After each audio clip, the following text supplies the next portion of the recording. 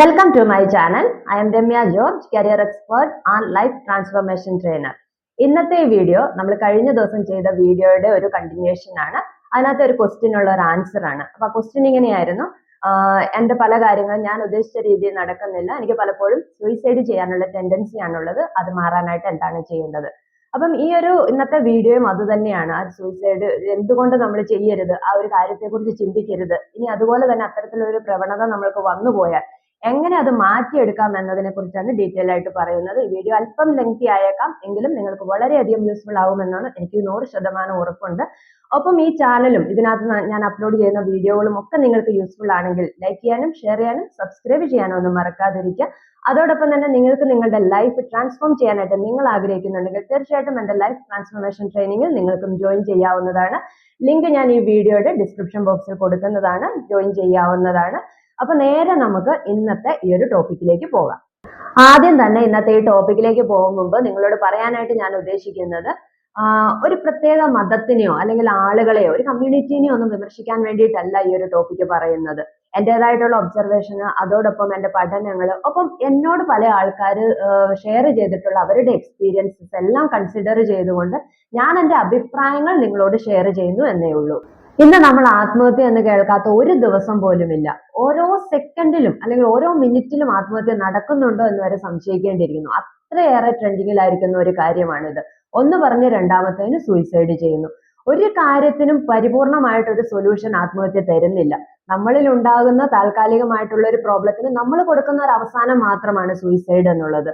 ശരിക്കും പറഞ്ഞു കഴിഞ്ഞാൽ നമ്മൾ ജീവിച്ചിരിക്കുന്ന കാലത്ത് ഒരു വ്യക്തി തെരഞ്ഞെടുക്കുന്ന തിരുത്താൻ കഴിയാത്ത ഏറ്റവും വലിയൊരു മണ്ടത്തരമാണ് ആത്മഹത്യ എന്ന് വേണേൽ പറയാനായിട്ട് പറ്റും. ആത്മഹത്യയെക്കുറിച്ച് ചിന്തിച്ചു കഴിഞ്ഞാൽ അത് നമുക്ക് തിരുത്താനായിട്ട് സാധിക്കും. നേരെ മറിച്ച് ആത്മഹത്യ ചെയ്തു കഴിഞ്ഞാൽ ആർക്കും ഒന്നും ചെയ്യാനായിട്ട് കഴിയില്ല. പലപ്പോഴും പല ആളുകൾ സൂയിസൈഡ് ചെയ്യുന്നത് മറ്റുള്ളവരോടുള്ള വാശി തീർക്കാനും അവരെയൊക്കെ ഒരു പാഠം പഠിപ്പിക്കാനും സ്വയം നമ്മൾക്ക് ജയിക്കാനും ഒക്കെ വേണ്ടി തന്നെയാണ്. പക്ഷെ നമ്മുടെ ജീവനോളം പ്രാധാന്യം മറ്റൊന്നിനുമില്ല എന്ന് നമ്മൾ ആദ്യം തന്നെ തിരിച്ചറിയുക.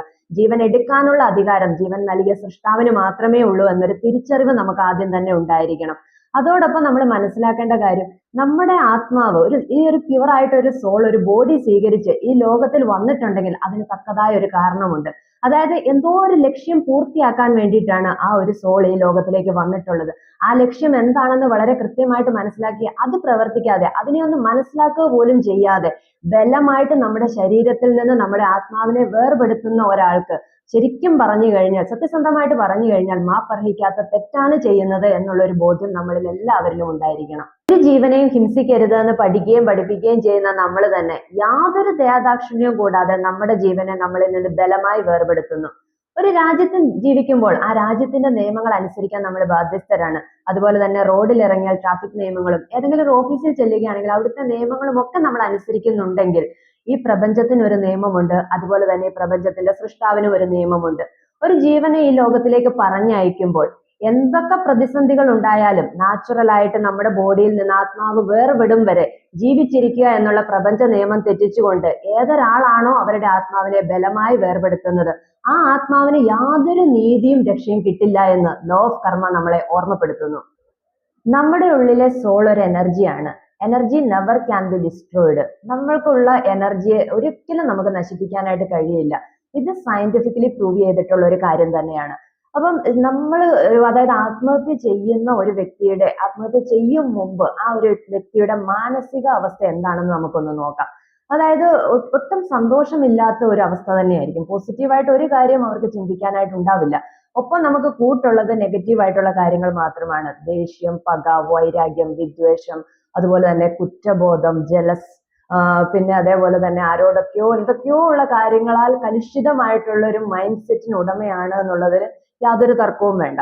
അപ്പോൾ ആ ഒരു അത്തരത്തിലുള്ള നെഗറ്റീവ് ആയിട്ടുള്ള ഒരു സിറ്റുവേഷനിൽ നിൽക്കുന്ന ഒരു വ്യക്തി ബലമായിട്ട് നമ്മളുടെ ശരീരത്തിൽ നിന്ന് നമ്മളുടെ സോളിനെ സെപ്പറേറ്റ് ചെയ്യുകയാണ് ചെയ്യുന്നത്. അപ്പൊ ഈ സോളിന് എന്ത് ആഫ്റ്റർ, അതായത് നമ്മൾ മരണത്തിന് ശേഷം ഈ സോളിന് എന്ത് സംഭവിക്കുന്നുണ്ട് എന്ന് മനസ്സിലാക്കണം എന്നുണ്ടെങ്കിൽ നമ്മൾ മതത്തിൽ നിന്ന് ഒരല്പം മാറി ചിന്തിക്കണം. അതായത് ഏത് മതവിശ്വാസിയാണെങ്കിലും ആ മതത്തിന് ഒരു ലിമിറ്റേഷൻസ് ഉണ്ട്. അപ്പം അവർ പറഞ്ഞു വെക്കുന്ന കാര്യത്തിനപ്പുറം ഈ സോളിലേക്ക് സഞ്ചരിക്കുമ്പോഴാണ് യഥാർത്ഥത്തിൽ ഈ സോളിന്റെ ഭീകരാവസ്ഥ മനസ്സിലാക്കി എടുക്കാനായിട്ട് പറ്റുന്നത്. അപ്പം അതെന്താണെന്നുള്ളത് ഞാൻ ഈ ഒരു വീഡിയോയിൽ പ്രതിപാദിക്കുന്നില്ല. കാരണം എന്ന് വെച്ച് കഴിഞ്ഞാൽ എന്ത് തന്നെ ആയാലും നമ്മൾക്ക് ഒരു കാര്യം ഉറപ്പാണ്, ഏത് മതവിശ്വാസിയാണെങ്കിലും ഏത് മതങ്ങളായാലും പറയുന്നുണ്ട് ആത്മഹത്യ ഒരു പാപമാണ് എന്ന് തന്നെയാണ് പറയുന്നത്. അതായത് ഇന്ന ആളുകൾ ചെയ്തു കഴിഞ്ഞാൽ, അല്ലെ ഇന്ന കമ്മ്യൂണിറ്റിയിലുള്ള ആളുകൾ ചെയ്തു കഴിഞ്ഞാൽ അത് നല്ലതാകും എന്ന് പറയുന്നില്ല. ഏതാളാണെങ്കിലും ആത്മഹത്യ ചെയ്യുന്നുണ്ടെങ്കിൽ അത് പാപമാണെന്നും അതിനെ നമ്മൾ വിശേഷിപ്പിക്കുന്നത് ദുർമരണം എന്ന് തന്നെയാണ്. അതായത് നമ്മൾ അറിഞ്ഞോ അറിയാതെ സൂയിസൈഡ് ചെയ്തിട്ടുള്ള ഒരു വീടുണ്ട് എന്ന് അറിഞ്ഞു കഴിഞ്ഞാൽ നമ്മൾ ആരും എത്ര കോടി തരാന്ന് പറഞ്ഞാലും അവിടെ പോയി താമസിക്കില്ല. ഒരു ഹോട്ടൽ റൂം ഉണ്ട്, ഇന്നയാൾ സൂയിസൈഡ് ചെയ്തതാണെന്ന് അറിഞ്ഞു കഴിഞ്ഞാൽ എത്ര രൂപ കൊടുക്കാന്ന് പറഞ്ഞാലും നമ്മൾ അവിടെ താമസിക്കത്തില്ല. അപ്പൊ ശരിക്കും പറഞ്ഞു കഴിഞ്ഞാൽ അറിഞ്ഞോ അറിയാതെയോ നമ്മുടെ ഉള്ളിലും അതുപോലെയുള്ള ഒരു പേടിയുണ്ട്. പിന്നെ അതുപോലെ തന്നെ ഇതൊരു ദുർമരണമാണെന്നുള്ള ഒരു ചിന്തയും നമുക്കുണ്ട്. അപ്പം യഥാർത്ഥത്തിൽ നമ്മൾ എന്ത് തന്നെ സംഭവിച്ചു കഴിഞ്ഞാലും, നമ്മുടെ ജീവിതത്തിൽ എന്ത് തന്നെ പ്രതിസന്ധികൾ ഉണ്ടായി കഴിഞ്ഞാലും നമ്മളുടെ ജീവൻ നമ്മളിൽ നിന്ന് വേർപെടുന്ന സമയം വരെ ജീവിച്ചിരിക്കുക എന്നുള്ളതാണ് നമ്മൾ നമ്മളോട് ചെയ്യുന്ന നീതിയും അതുപോലെ തന്നെ നമ്മുടെ റെസ്പോൺസിബിലിറ്റിയും. സൂയിസൈഡ് ചെയ്യുന്ന ഏതൊരാൾക്കും സഹിക്കാനും ക്ഷമിക്കാനും കഴിയാത്ത ഒരുപാട് കാരണങ്ങൾ ഉണ്ടായിരിക്കും. പക്ഷെ നമ്മൾ എല്ലാവരും മനസ്സിലാക്കേണ്ട ഒരു കാര്യമുണ്ട്, പ്രതിസന്ധികളിലൂടെ കടന്നു പോകാത്ത മനുഷ്യന്മാരില്ല. ഇന്നും ഓരോരുത്തരും ജീവിച്ചിരിക്കുന്നതിന് കാരണം ഇന്നല്ലെങ്കിൽ നാളെ എന്തെങ്കിലുമൊക്കെ കാര്യങ്ങൾ ശരിയാകും എന്നുള്ള ഒരു പ്രതീക്ഷയിൽ തന്നെയാണ്. അപ്പൊ ശരിക്കും നമ്മളുടെ ജീവിതത്തിൽ ഉണ്ടാകുന്ന പ്രതിസന്ധികളെ നമുക്ക് എങ്ങനെ ഓവർകം ചെയ്യാന്നൊരു എക്സാമ്പിളിലൂടെ നമുക്ക് നോക്കാം. ഇതിന് എക്സാമ്പിൾ ആയിട്ട് ഞാൻ പറയുന്നത് പരുന്തിന്റെ ജീവിതമാണ്. ഒരു പ്രായമായി കഴിഞ്ഞാൽ പരുന്തിന്റെ നഖങ്ങൾക്ക് വളരെയധികം കട്ടി കൂടിയിരിക്കും. അതുകൊണ്ട് തന്നെ അവയ്ക്ക് ഇരയെ പിടിക്കാനായിട്ട് കഴിയില്ല. അതോടൊപ്പം തന്നെ അവയുടെ ചുണ്ടുകൾ വളരെയധികം കൂർത്ത് വളഞ്ഞ് കട്ടി കൂടിയിരിക്കും. അതുകൊണ്ട് അവയ്ക്ക് ഒന്നിനെയും ഭക്ഷിക്കാനും കഴിയില്ല. പിന്നെ ശരീരഭാരം കൂടുകയും തൂവലുകൾക്ക് കട്ടി കൂടുകയും ചെയ്യുന്നത് കൊണ്ട് തന്നെ അവയ്ക്ക് പറക്കാനും കഴിയാതായി പോകും. അപ്പൊ ഇങ്ങനെ വരുമ്പോൾ ഈ പരുന്തിന് മുന്നിൽ രണ്ട് ഓപ്ഷൻസ് ഉണ്ടാവും. ഒന്നുകിൽ ആ പരുന്തിന് മരിക്കാം, അതല്ല എങ്കിൽ റീബർത്ത് ചെയ്യാം. അപ്പം മരണത്തെ ഏറ്റെടുക്കുന്ന പരുന്തുകളുണ്ട്. അതായത് എനിക്കിതൊരു പ്രതിസന്ധിയാണ്, പക്ഷെ എനിക്കിതിനെ ഓവർകം ചെയ്യാനായിട്ട് കഴിയില്ല എന്ന തരത്തിൽ മരണത്തെ സ്വീകരിക്കുന്ന പരുന്തുകളുണ്ട്.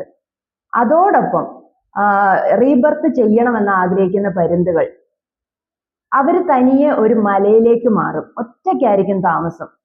എന്നിട്ട് ഏതെങ്കിലും കൂർത്ത കല്ലുകൾക്ക് ഇടയിൽ വെച്ചിട്ട് അവയുടെ കൊക്കുകൾ ആ കല്ലിന്മേൽ തട്ടിയിട്ട് ഒടിച്ചു കളയും. കുറച്ച് നാളുകൾക്ക് ശേഷം വളരെ കട്ടി കുറഞ്ഞ കൊക്കുകൾ അവയ്ക്ക് വരും. ആ കൊക്കുകൾ ഉപയോഗിച്ച് അവയുടെ നഖങ്ങൾ കുത്തിയൊടിക്കും. കുറച്ച് നാളുകൾക്ക് ശേഷം നല്ല നഖങ്ങൾ അവയ്ക്ക് വന്നു ചേരും. എന്നിട്ട് ഈ നഖവും അതുപോലെ തന്നെ കൊക്കുകളും ഉപയോഗിച്ച് അവയുടെ തൂവലുകൾ ഓരോന്നായിട്ട് പറിച്ചു കളയും. അപ്പോൾ ആ ശരീരം മുഴുവൻ ചോര വന്ന് ഇരിക്കുന്ന ഒരവസ്ഥയിലായിരിക്കും.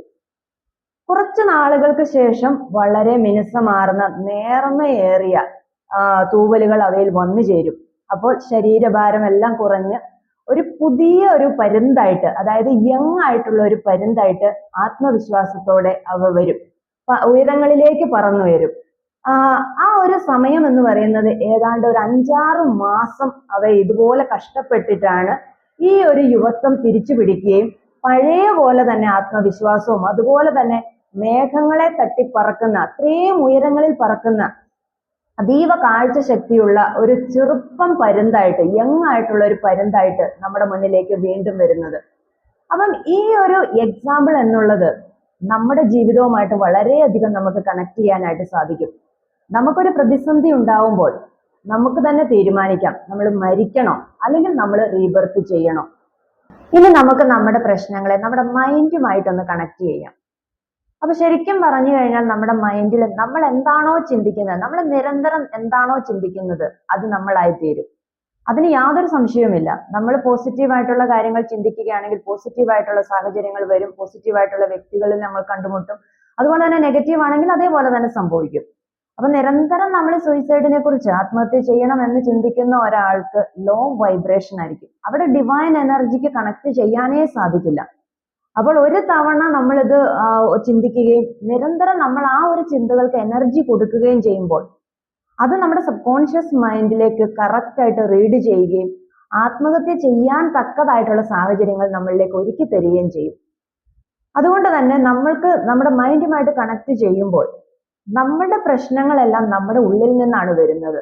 അപ്പൊ പല ആളുകൾക്കും തോന്നും അവര് കാരണമാണ് ഞാൻ മരിക്കുന്നത്, അവര് കാരണമാണ് ഞാൻ ഇല്ലാതാകുന്നത് എന്നുള്ളത്. പക്ഷെ നമ്മളാണ് യഥാർത്ഥത്തിൽ കാരണക്കാരും ഒക്കെ നമ്മളായിരിക്കുമ്പോൾ നമ്മുടെ ഉള്ളിൽ നിന്ന് തന്നെയാണ് നമുക്ക് സൊല്യൂഷൻസ് കിട്ടേണ്ടത്. നമ്മൾ ശരിക്കും പറഞ്ഞു കഴിഞ്ഞാൽ പുറമേക്ക് ചിന്തിക്കുന്നത് കൊണ്ടാണ് ഏതൊരു റീസൺസിനും, അതായത് ഏത് സൂയിസൈഡ് ചെയ്യുന്ന ഒരു വ്യക്തിക്കും റീസൺ നമ്മൾ പുറമേക്കാണ് സൊല്യൂഷൻസ് അന്വേഷിക്കുന്നത്. ഒരു എക്സാമ്പിൾ പറയുകയാണെങ്കിൽ, കടബാധ്യതയുള്ള ഒരു വ്യക്തി, പണത്തിന് വളരെയധികം സ്ട്രഗിൾ ചെയ്യുന്ന ഒരു വ്യക്തിയാണെങ്കിൽ, ഒരു എക്സാമ്പിൾ ആയിട്ട് നമുക്ക് നോക്കുവാണെങ്കിൽ, ഒരു 10 ലക്ഷം രൂപയ്ക്ക് ഒരു വീട് പണിയാൻ ആസ്തിയുള്ള ഒരാള് മറ്റൊരാളെ നോക്കിയിട്ട് അല്ലെങ്കിൽ അടുത്തുള്ള ഒരാൾ ചെയ്യുന്നതനുസരിച്ചിട്ട് ഒരു കോടി രൂപയുടെ വീട് വെച്ച് കഴിഞ്ഞാൽ ആ ഒരു വ്യക്തിക്ക് സാമ്പത്തികമായിട്ടുള്ള പ്രതിസന്ധി ഉണ്ടാവുമോ ഇല്ലയോ? അതേപോലെ തന്നെ പല ആളുകളും ബിസിനസ് ഒക്കെ സ്റ്റാർട്ട് ചെയ്യും. യാതൊരു രീതിയിലുള്ള ഒരു വ്യക്തത ഉണ്ടാവില്ല. ആരോ ചെയ്യുന്നു അല്ലെങ്കിൽ ആരോ പറയുന്നു. നമ്മളൊരു കാൽക്കുലേഷന്റെ പുറത്ത് പല കാര്യങ്ങളും നമ്മൾ ചെയ്യും. റിലേഷൻഷിപ്പ് ആയാലും ആ ഒരു ബന്ധം നല്ലതല്ല എന്ന് പറഞ്ഞാൽ പോലും നമ്മളൊരു ഓവർ കോൺഫിഡൻസിന്റെയും അതുപോലെ തന്നെ ഈ പറഞ്ഞ പോലെ തന്നെ ഒരു കാൽക്കുലേഷന്റെ ഒക്കെ പുറത്ത് നമ്മൾ ആ ഒരു സമയത്ത് ഓരോ കാര്യങ്ങളും ചെയ്യും. അപ്പൊ നമ്മൾ തന്നെ ഈ ഒരു കാര്യം നമ്മൾ കറക്റ്റ് ആയിട്ട് നമ്മളെ അനലൈസ് ചെയ്യുമ്പോൾ നമുക്ക് മനസ്സിലാകും കാരണക്കാര് എപ്പോഴും നമ്മൾ തന്നെയാണ്. നമ്മളില്ലാതെ നമ്മൾക്ക് മരിക്കേണ്ട ഒരു സാഹചര്യം നമുക്ക് വരുന്നില്ല. അപ്പോൾ ശരിക്കും നമ്മൾ പുറമേക്കുള്ള ആ ഒരു സൊല്യൂഷൻസ്, അതായത് മറ്റുള്ളവർ നമ്മളെ ഹെൽപ്പ് ചെയ്യും അല്ലെ മറ്റുള്ളവർ നമുക്ക് ഒരു പരിഹാരം കാണിച്ചു തരും എന്നതിനപ്പുറം നമ്മൾ നമ്മളിലേക്ക് ഒന്ന് ഫോക്കസ് ചെയ്യുവാണെങ്കിൽ നമ്മളുടെ ഈ ഒരു പ്രശ്നം എങ്ങനെ വന്നു, എവിടെ നിന്ന് വന്നു എന്നൊരു കാര്യം നമുക്ക് മനസ്സിലാവുകയും അതിന് കൃത്യമായിട്ടുള്ള ഒരു സൊല്യൂഷൻസ് നമുക്ക് കണ്ടെത്തിയെടുക്കാനും സാധിക്കും. എത്ര പോസിറ്റീവായി നമ്മൾ ഇരുന്നാലും നമ്മുടെ എല്ലാം ജീവിതത്തിലും ഒരുപക്ഷെ നെഗറ്റീവായിട്ടുള്ള സിറ്റുവേഷൻസ് വന്നേക്കാം. അപ്പോഴൊക്കെ നമ്മൾ അവയർനെസ്സോട് കൂടിയിട്ടിരിക്കുക. ഒപ്പം നമ്മൾ മെഡിറ്റേഷനും അതുപോലെ തന്നെ യോഗയും പ്രാക്ടീസ് ചെയ്യുകയാണെങ്കിൽ നമ്മുടെ ഓറ വളരെ ശക്തമായിരിക്കും. നെഗറ്റീവായിട്ടുള്ള എനർജിക്ക് അതിവേഗം കടന്നു കയറാനായിട്ട് സാധിക്കില്ല. അതുപോലെ തന്നെ നമ്മുടെ ബ്രെയിൻ സ്ട്രക്ചറിനെ മാറ്റാനുള്ള കഴിവ് പോലും മെഡിറ്റേഷൻ ഉണ്ട് എന്ന് സയന്റിഫിക്കലി പ്രൂവ് ചെയ്തിട്ടുള്ള കാര്യം കൂടിയാണ്. അപ്പം ഇതൊക്കെ നമുക്ക് നിരന്തരം പ്രാക്ടീസ് ചെയ്യാവുന്നതാണ്. എത്രത്തോളം പ്രോബ്ലംസ് നമ്മളിൽ ഉണ്ടാവുന്നു അത്രത്തോളം മെഡിറ്റേഷന്റെ അളവ് നമ്മൾ കൂട്ടുക, അത്രയും ടൈം നമ്മൾ കൂടുതലായി മെഡിറ്റേഷൻ ചെയ്യാനായിട്ട് ശ്രമിക്കുക. അപ്പൊ നമുക്കൊരു മെന്റൽ സ്ട്രെങ്ത്തും വളരെ അതായത് ഈ അതിവേഗം തളർന്നു പോകുന്ന ആളുകൾക്ക് ഒരു മെന്റൽ സ്ട്രെങ്ത് എല്ലാം കിട്ടും. അത് നമ്മൾ ട്രൈ ചെയ്ത് നോക്കിക്കഴിഞ്ഞാൽ മനസ്സിലാകും. മുമ്പ് നമ്മൾ ഇതൊന്നും പ്രാക്ടീസ് ചെയ്യുന്നില്ല എങ്കിൽ ഇന്ന് മുതൽ നമ്മൾ അതൊന്ന് പ്രാക്ടീസ് ചെയ്യുകയാണെങ്കിൽ നമുക്ക് മനസ്സിലാകും നമ്മുടെ ഉള്ളിലെ ആ ഒരു കഴിവിനെ നമുക്ക് തിരിച്ചറിയാനായിട്ട് പറ്റും. ഇത്രയും പവർഫുൾ ആണോ ഞാനെന്ന് നമുക്ക് തിരിച്ചറിയാൻ പറ്റും. ഒപ്പം നമുക്ക് സെൽഫ് ലവ് ഉണ്ടാവും. ഈ സെൽഫ് ലവ് ഉള്ള ഒരു വ്യക്തിക്ക് ഒരിക്കലും ജീവനെ കളയാനായിട്ട് കഴിയില്ല. അപ്പം അത് നമ്മൾ പ്രാക്ടീസ് ചെയ്യുക. പിന്നെ നമുക്ക് എന്തെങ്കിലുമൊക്കെ ഒരു റീസൺ ആയിരിക്കും നമ്മൾ ആഗ്രഹിച്ചിട്ടുള്ള ഒരു കാര്യം കിട്ടാതെ പോവുക, നമ്മുടെ ജീവിതത്തിലേക്ക് നമുക്ക് അൺഎക്സ്പെക്റ്റഡ് ആയിട്ട് ഈ പറഞ്ഞ പോലെ കര കയറാൻ കഴിയാത്ത കുറെ കാര്യങ്ങൾ വരിക, എന്തെങ്കിലും ഒരു റീസൺ ഉണ്ടാവും. അപ്പം ആ റീസണെ നമ്മളിങ്ങനെ ചുറ്റിപ്പറ്റി നിൽക്കാതെ അതിനുള്ള ആ ഒരു പ്രോബ്ലത്തിന് സോൾവ് ചെയ്യാനുള്ള ആ ഒരു സൊല്യൂഷൻസിലേക്ക് പോകാനായിട്ട് പരിശ്രമിക്കുക. ഒപ്പം നമ്മൾക്ക് ഇല്ലാത്ത കാര്യങ്ങളെ നിരന്തരം ഫോക്കസ് ചെയ്യുന്നതിന് പകരം നമുക്ക് നിലവിൽ എന്തൊക്കെ കാര്യങ്ങളുണ്ട്, ഇതുവരെ ജനിച്ച നാൾ മുതൽ നമുക്ക് ഈ ഒരു നിമിഷം വരെ എന്തൊക്കെ ബ്ലെസ്സിങ്സ് കിട്ടിയിട്ടുണ്ടെന്നുള്ളത് നമ്മൾ കൗണ്ട് ചെയ്യുക. അപ്പോൾ മനസ്സിലാകും നമ്മൾ ഈ എന്തൊക്കെയോ കാര്യങ്ങൾ നേടാനായിട്ട് പോകുന്നു, അത് നമ്മുടെ ലൈഫിൽ നമുക്ക് വേണ്ടത് തന്നെയായിരിക്കാം, പക്ഷെ അതിനേക്കാളൊക്കെ എത്രയോ അധികമായിട്ട് നമുക്ക് എന്തെല്ലാം ബ്ലെസ്സിങ്സ് കിട്ടിയിട്ടുണ്ട്. അപ്പോൾ ഓരോ ചെറിയ കാര്യത്തിനോട് പോലും നമ്മൾ ഗ്രേറ്റ്ഫുൾ ആവുക എന്നത് വളരെ വളരെ ഇമ്പോർട്ടൻ്റ് ആയിട്ടുള്ള കാര്യമാണ്. അത് ഹയർ എനർജിയാണ്. അതായത് ഒരു ഡിവൈൻ എനർജിയുടെ പ്രൊട്ടക്ഷൻ കൂടി നമുക്ക് കിട്ടുന്ന ഒരു കാര്യമാണ് എല്ലാത്തിനോടും നമ്മൾ ഗ്രേറ്റ്ഫുൾ ആവുക, അല്ലെങ്കിൽ ഏതൊരു കാര്യത്തിനോടും താങ്ക് യു എന്ന് നമ്മൾ ഹൃദയത്തിൽ നിന്ന് പറയുന്നത് ഇത്തരത്തിലുള്ള നെഗറ്റീവ് എനർജിയെ ഇല്ലാതാക്കാനായിട്ട് നമ്മളെ ഹെൽപ്പ് ചെയ്യുന്ന ഒന്നാണ്. കരിയർ കൗൺസിലിംഗ് ജോലിയിലൂടെ ഓരോ ദിവസവും നിരവധി സ്റ്റുഡൻസുമായിട്ട് ഞാൻ ഇന്ററാക്ട് ചെയ്യാറുണ്ട്. അപ്പോഴൊക്കെ അവരുടെ കരിയറിന്റെ കാര്യങ്ങളൊക്കെ പറയുകയും അതോടൊപ്പം അവരുടെ പഠന കാര്യങ്ങളൊക്കെ പറയുകയൊക്കെ ചെയ്യുമ്പോൾ ചില കുട്ടികളിലെങ്കിലും ഞാൻ ശ്രദ്ധിച്ച ഒരു കാര്യമുണ്ട്. അവർക്കൊക്കെ ഒന്ന് പറഞ്ഞ് രണ്ടാമത്തതിന് ഇന്നൊരു ജോലി കിട്ടിയില്ല, അല്ലെങ്കിൽ എൻ്റെ എക്സ്പെക്ടേഷൻ ഇതാണ്, അത് കിട്ടിയില്ലെങ്കിൽ എനിക്ക് ജീവിതം വലിയ താല്പര്യമില്ല എന്ന അർത്ഥത്തിലൊക്കെ സംസാരിക്കുന്ന കുട്ടികളെ ഞാൻ കണ്ടിട്ടുണ്ട്.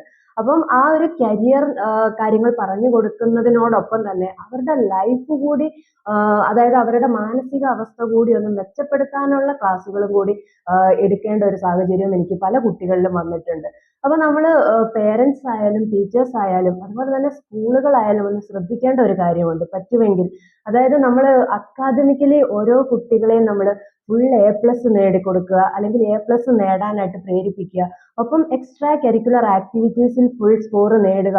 അതിലെല്ലാം നമ്മുടെ കുട്ടികൾ വിന്നർ ആവുക എന്നൊരു ലക്ഷ്യത്തോടു കൂടി നമ്മൾ നമ്മുടെ കുട്ടികളെ പേരൻസ് ആയാലും അധ്യാപകരാണെങ്കിലും ഫോഴ്സ് ചെയ്യുന്നുണ്ട്.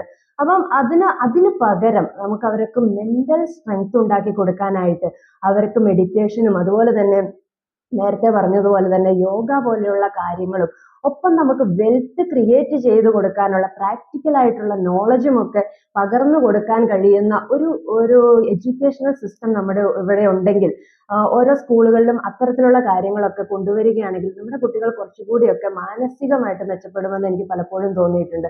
അത് കുട്ടികൾ മാത്രമല്ല, ഇതെല്ലാം പ്രാക്ടീസ് ചെയ്യേണ്ടത് നമ്മുടെ അധ്യാപകരും അതുപോലെ തന്നെ നമ്മുടെ പേരൻസും ഒപ്പം കുട്ടികളുമാണ്. എങ്കിൽ മാത്രമേ നമുക്ക് അതായത് ഈ ഒരു അവസ്ഥയെ മറികടക്കാനായിട്ട് പറ്റുകയുള്ളൂ. ഫൈനലി ഈ ഒരു ടോപ്പിക്ക് കൺക്ലൂഡ് ചെയ്യുമ്പോൾ ഞാൻ പറയാനായിട്ട് ആഗ്രഹിക്കുന്നത്, ആത്മഹത്യ ഒന്നിനും ഒരു പരിഹാരമല്ല. നമ്മുടെ ജീവിതത്തിൽ സുഖവും ദുഃഖവും അതുപോലെ തന്നെ ഉയർച്ചകളും താഴ്ചകളും ഒക്കെ നിറഞ്ഞതാണ്. സുഖമായാലും ദുഃഖമായാലും ഈ നിമിഷവും കടന്നു പോകും എന്നൊരു വാക്യം നമ്മൾ ഓർക്കുന്നത് നല്ലതാണ്. കാരണം ഒരു കാര്യവും നമുക്ക് പെർമനന്റ് ആയിട്ട് കിട്ടില്ല. അതേപോലെ തന്നെ ഇന്ന് കാണുന്ന ഒരു ടെൻഡൻസിയാണ്, എങ്ങനെ നമുക്ക് വളരെ വ്യത്യസ്തമായ രീതിയിൽ നമുക്ക് മരിക്കാം അല്ലെങ്കിൽ സൂയിസൈഡ് ചെയ്യാം എന്ന് സെർച്ച് ചെയ്യുന്നതിന് പകരം എങ്ങനെ വളരെ വ്യത്യസ്തമായി വളരെ യുണീക്ക് ആയിട്ട് സന്തോഷത്തോടെ ജീവിച്ചിരിക്കാം എന്ന കാര്യങ്ങൾ സെർച്ച് ചെയ്യുകയാണെങ്കിൽ അത്തരം ആളുകളുടെ ഡിക്ഷണറിയിൽ പോലും സൂയിസൈഡ് എന്നൊരു വാക്ക് അവർ എഴുതി ചേർക്കുകയില്ല. അവർ ഓരോ നിമിഷവും എത്രത്തോളം ബെറ്റർ ആക്കാൻ പറ്റുമോ അത്രത്തോളം ബെറ്ററായി ജീവിക്കാം. അതായത് പ്രോബ്ലംസ് ഉണ്ടായാൽ പോലും ആ പ്രോബ്ലംസിനെ എങ്ങനെ നമുക്ക് അതിജീവിക്കാം എന്നുള്ള കാര്യങ്ങൾ അവർ അന്വേഷിക്കുന്നുണ്ടാവും. അതുകൊണ്ട് തന്നെ നമ്മൾക്കൊരു പ്രശ്നങ്ങൾ വരികയാണെങ്കിലും നമ്മൾ ചിന്തിക്കേണ്ടത് ഇതൊന്നും പെർമനന്റ് ആയിട്ടുള്ളതല്ല, ഇതെല്ലാം ടെമ്പററി ആണ്. ഈ നിമിഷവും എന്നിൽ നിന്ന് കടന്നു പോകും, എനിക്ക് ജീവിക്കണം. ആത്മഹത്യ എന്നുള്ളൊരു വാക്ക് അല്ലെങ്കിൽ അത് എനിക്കൊരു സൊല്യൂഷനേ അല്ല. ജീവിച്ചിരിക്കുക എന്നുള്ളത് മാത്രമാണ് ഞാൻ എൻ്റെ മനസ്സാക്ഷിയോടും അതുപോലെ തന്നെ എൻ്റെ ജീവനോടും ചെയ്യുന്ന ഏറ്റവും വലിയ നീതി എന്നുള്ളൊരു വാക്യം നമ്മൾ ഓർത്തു വെക്കുകയാണെങ്കിൽ നമുക്ക് ഒരു മനുഷ്യന് പോലും ആത്മഹത്യ ചെയ്യാനായിട്ട് തോന്നുകയില്ല. ഈ ഒരു ടോപ്പിക്കിനെ കുറിച്ചുള്ള നിങ്ങളുടെ അഭിപ്രായങ്ങളും നിർദ്ദേശങ്ങളും ഈ വീഡിയോയുടെ കമന്റ് ബോക്സിൽ നിങ്ങൾക്ക് അറിയിക്കാവുന്നതാണ്. ഒപ്പം അടുത്ത വീഡിയോയിലൂടെ പുതിയൊരു സബ്ജക്റ്റുമായിട്ട് വീണ്ടും നമുക്ക് കണ്ടുമുട്ടാം. Thank you.